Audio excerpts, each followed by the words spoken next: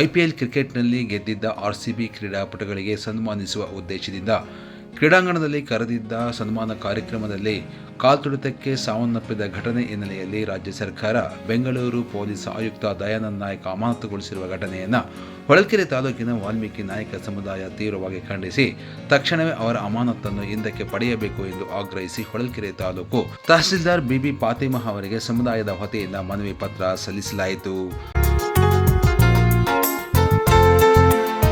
ಕರ್ನಾಟಕ ರಾಜ್ಯದ ದಕ್ಷ ಅಧಿಕಾರಿಯಾಗಿರುವ ಪೊಲೀಸ್ ಆಯುಕ್ತ ದಯಾನಂದ ನಾಯಕ್ ಅವರನ್ನು ಅನಗತ್ಯವಾಗಿ ಅಮಾನತುಗೊಳಿಸಿರುವುದು ಸರಿಯಲ್ಲ. ಹಾಗಾಗಿ ತಕ್ಷಣವೇ ಸರ್ಕಾರ ಅವರ ಅಮಾನತನ್ನು ಹಿಂದಕ್ಕೆ ಪಡೆದುಕೊಳ್ಳಬೇಕು ಎಂದು ತಾಲೂಕು ಸಮುದಾಯದ ವತಿಯಿಂದ ಒತ್ತಾಯಿಸಲಾಗುತ್ತದೆ ಎಂದು ನಾಯಕ ಸಮುದಾಯದ ಅಧ್ಯಕ್ಷರಾದ ಸೂರೇಗೌಡ ತಿಳಿಸಿದರು. ಮದಕರಿ ನಾಯಕ ಯುವ ಸೇನಾ ಸಮಿತಿ ಅಧ್ಯಕ್ಷರಾದ ಹಿರೇಕಂದವಾಡಿ ರಾಜಪ್ಪ, ಜಿಲ್ಲಾ ಪಂಚಾಯಿತಿ ಮಾಜಿ ಸದಸ್ಯರಾದ MG ಲಲಿತ್ ಕುಮಾರ್, ಸಂಗನಗುಂಡಿ ಮಂಜುನಾಥ್, ಕೊಡಗಳೆಯ ಗೌರಿ ರಾಜ್ಕುಮಾರ್, ತಿಪ್ಪೇಸ್ವಾಮಿ, ರುದ್ರೇಶ್, ಬಿದುರ್ಗದ ಶಿವಣ್ಣ, ಗಟ್ಟಿ ಹೊಸಳ್ಳಿ ಮಂಜಣ್ಣ ಸೇರಿದಂತೆ ಹೊಳಲ್ಕೆರೆ ತಾಲೂಕಿನ ವಾಲ್ಮೀಕಿ ನಾಯಕ ಸಮುದಾಯದ ನೂರಾರು ಮುಖಂಡರು ಪ್ರತಿಭಟನೆಯಲ್ಲಿ ಪಾಲ್ಗೊಂಡು ತಹಸೀಲ್ದಾರ್ ಅವರಿಗೆ ಮನವಿ ಪತ್ರ ಸಲ್ಲಿಸಿದರು.